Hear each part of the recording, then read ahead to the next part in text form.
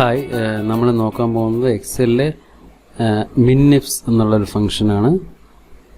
ഇത് നമ്മൾ യൂസ് ചെയ്യുന്നത് ഒരു സെറ്റ് ഓഫ് റേഞ്ചിൽ നിന്നുള്ള ഏറ്റവും മിനിമം വാല്യൂ ക്രൈറ്റീരിയ അനുസരിച്ച് പുള്ള് ചെയ്യുന്നതിന് വേണ്ടിയിട്ടാണ്. അപ്പോൾ നമുക്ക് മിന്നിഫ് എന്നുള്ള ഫംഗ്ഷൻ ഇവിടെ എങ്ങനെ അപ്ലൈ ചെയ്യാൻ പറ്റും എന്നുള്ളത് ചെക്ക് ചെയ്യാം. നമുക്കിവിടെ 3 മന്ത് ഞാനിവിടെ ഇട്ടിട്ടുണ്ട്.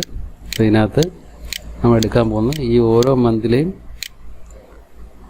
ഏറ്റവും ലോവസ്റ്റ് ആയിട്ടുള്ള നമുക്ക് പ്രൊഡക്ടിവിറ്റി നമ്പർ എത്രയാണ് നമ്മളിവിടെ എടുക്കാൻ പോകുന്നത്. ആദ്യമായിട്ട് നമ്മൾ മിന്നിഫ്സ് എന്നുള്ള ഫംഗ്ഷൻ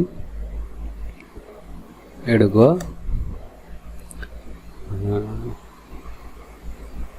സം റേഞ്ച് നമുക്ക് ഏതിൻ്റെയാണോ മിന്നിഫ്സ് എന്നുള്ള ഫംഗ്ഷൻ എടുക്കുക. ആദ്യമായിട്ട് മിൻ റേഞ്ച് നമ്മൾ സെലക്ട് ചെയ്യുക. ക്രോമ നമുക്ക് ക്രൈറ്റീരിയ റേഞ്ച് കൊടുക്കാനുള്ള ഓപ്ഷൻ ഉണ്ട്. ക്രൈറ്റീരിയ ഇവിടുത്തെ ക്രൈറ്റീരിയ എന്നുള്ളത് മന്താണുള്ളത്. അപ്പോൾ അതിൻ്റെ കറസ്പോണ്ടിങ് ആയിട്ടുള്ള ക്രൈറ്റീരിയ വരുന്നത് മന്ത് എന്നുള്ളതാണ്. കോമ കൊടുക്കുക. ക്രൈറ്റീരിയ 1. അപ്പം ക്രൈറ്റീരിയ 1 എന്നുള്ളത് നമുക്ക് ഇവിടെ ഇത് തന്നെയാണ്. അതിനുശേഷം നമ്മൾ ബ്രാക്കറ്റ് ക്ലോസ് ചെയ്യുക, എൻ്റർ അടിക്കുക. നമുക്ക് ജാനുവരി മന്തിൽ നമുക്ക് ഏറ്റവും ലോവസ്റ്റുള്ള പ്രൊഡക്ടിവിറ്റി എന്നുള്ളത് 54 ആണ്.